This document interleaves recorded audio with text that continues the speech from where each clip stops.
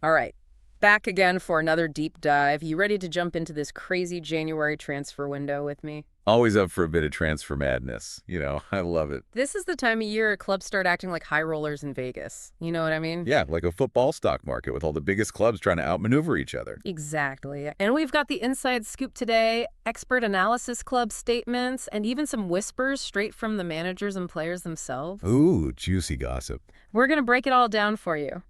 The potential blockbuster deals, surprise moves, and what it all means for your favorite team. All right, let's separate the fact from the fiction, shall we? Okay, first up, we've got to talk about Manchester United.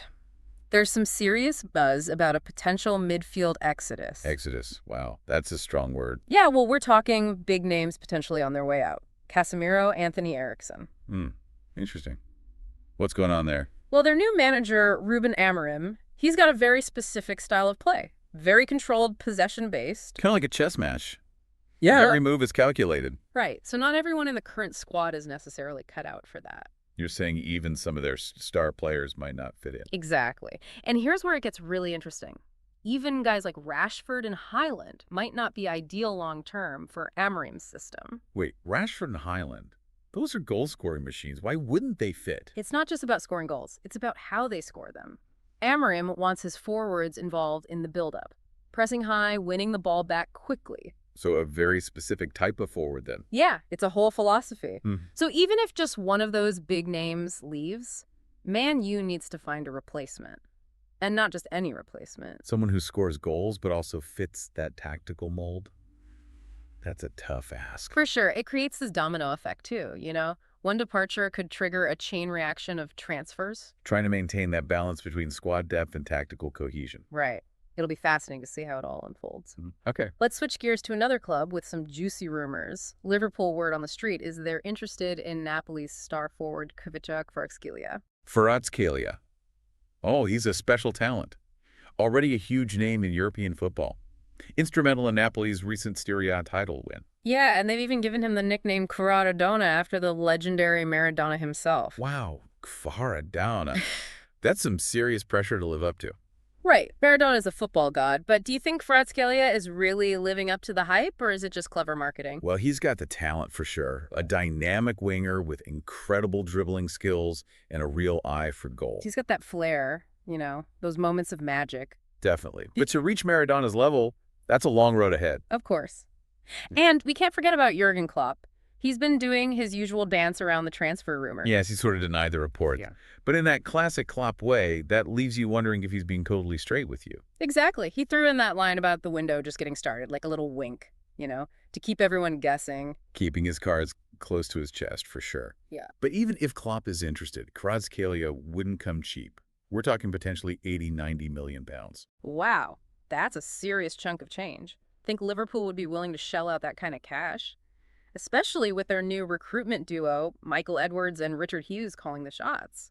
Well, Edwards and Hughes, they've got reputations for being shrewd negotiators, but they're not afraid to make a big splash when they believe in a player. So if they do go all in on Kvaratskhelia, someone might have to make way to balance the books. That's the game, isn't it? Yeah. Every move has consequences. Okay, while we're on the topic of Liverpool, let's check in on a younger player who's been on everyone's radar, Harvey Elliott. He's been sidelined with that broken foot. Broken foot. Ouch. Always a tough injury for a player to come back from. It is, and Klopp has been pretty open about the challenge of finding that sweet spot for Elliott. You know, giving him the game time he needs to regain his form, but also making sure the team stays competitive. Yeah, it's a balancing act for sure. Especially considering how much Elliott played last season, over 50 games, that's insane for a young player. It's really impressive. But it also shows you why they need to be patient with his recovery. Rushing him back too soon could do more harm than good. All right, let's move down south to Tottenham. They've been hit hard with injuries, which leaves them with some tough choices. Do they stick with their long-term plan or dive into the transfer market for some immediate reinforcements? Yeah, the injury list at Tottenham is pretty grim. Romero van de Ven and a handful of others are out, definitely impacting their performance. Exactly, which is why that link to Randall Colomwani is so interesting. He could be the spark their attack needs. He could.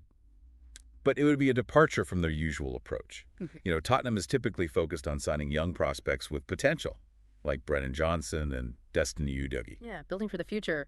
But right now, they need someone who can make an impact today. So do they go for the quick fix or stick to their long-term vision? A classic dilemma for any club. And it's not the only thing creating uncertainty at Tottenham. There's also the ongoing debate about manager Antonio Conte's tactics, Yeah, some fans and pundits are questioning his choices. adding another layer of complexity to their transfer decisions. Now, for something completely out of the ordinary, Manchester City, known for their quiet January windows, are suddenly looking very active. Hold on, really? Hmm. Manchester City? That's not like them at all. It's like they flipped a switch. In the past 4 January windows, they've spent less than £50 million combined. Wow. So we're talking 1 or 2 signings at most. Sometimes none at all. Yeah. What do you think is driving this change? Well, they do have some needs they need to address: center back, midfield, Hmm. and maybe even a backup for Holland. Even a goal-scoring machine like Holland needs a breather sometimes. And speaking of strikers, there are whispers about Omar Marmoush from Eintracht Frankfurt. He's been tearing it up in the Bundesliga, scoring goals for fun. They've also been linked with Abdulkadir Kusanov, a defender from Lens, and Vitor Roque, a young forward from Atletico Paranaense. But let's be honest, trying to get any real information out of Pep Guardiola about transfers is like pulling teeth. His press conferences are a masterclass in deflection. Yeah. He's always playing mind games. Okay, so we managed to snag a clip from a recent press conference where Pep got bombarded with transfer questions. Let's see what he had to say. All ears. Okay, let's circle back to Manchester United for a second. You know, there's been a lot of talk about Joshua Zirkzee and whether he has a future at the club. It's a bit of a head-scratcher, isn't it? His move from Bologna hasn't really panned out the way people expected. Yeah, it's like we haven't seen him hit his stride yet. Right. But it's still early days. I mean, sometimes it takes time for a player to adapt. Sure, a new league, a new team. Exactly. Yeah. And that being said, there are rumors swirling about Juventus and a few Premier League clubs showing interest in him. Well, Xerxes got the talent, that's for sure. He's creative, technically gifted, and can dribble past defenders like they're standing still. He's got all the tools, Hmm.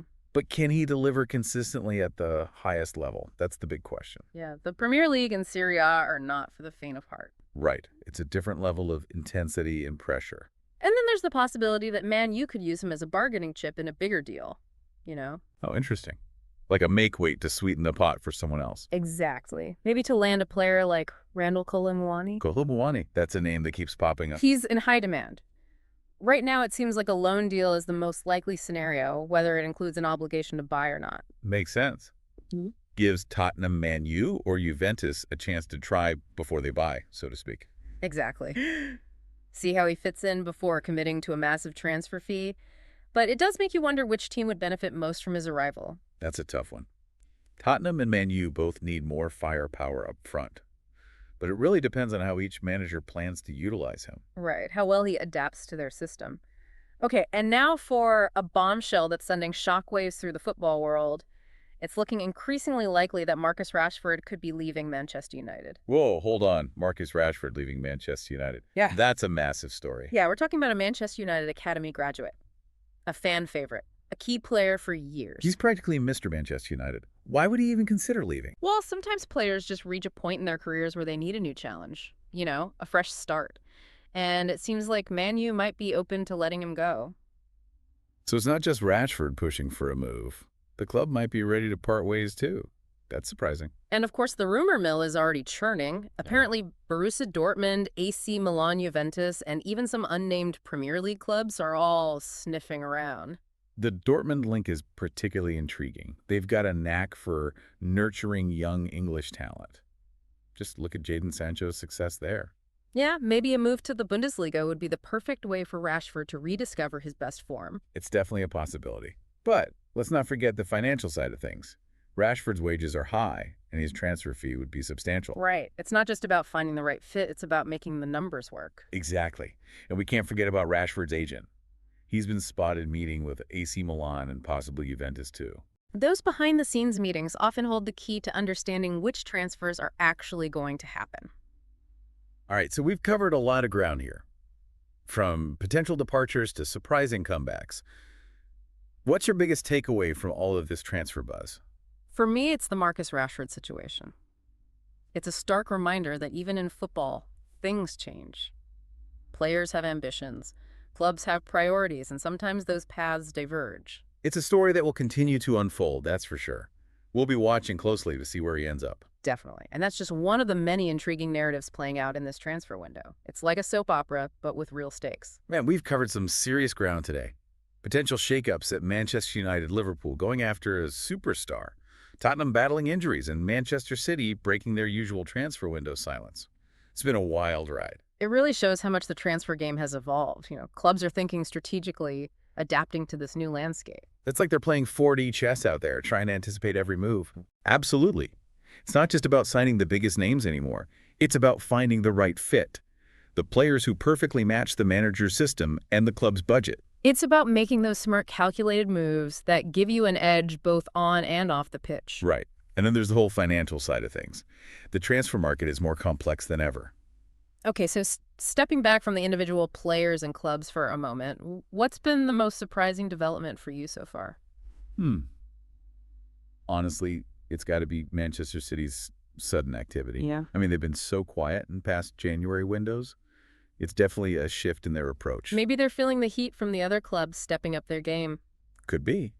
Or maybe they've identified some key areas they need to strengthen right now to maintain their dominance. Either way, it's making this transfer window even more exciting and unpredictable. And that's what keeps us coming back for more, right? The drama, the speculation, the possibility of those game-changing moves. Exactly. So to wrap things up, let's turn it over to you, the listener. What transfer rumor has you on the edge of your seat? How do you think this saga is going to play out? Which club do you think is making the smartest moves in this transfer window? Hit us up on social media. Let us know your thoughts. Thanks for joining us for another deep dive. Until next time, keep your eyes peeled for those transfer headlines. You never know what's going to happen next in this crazy world of football.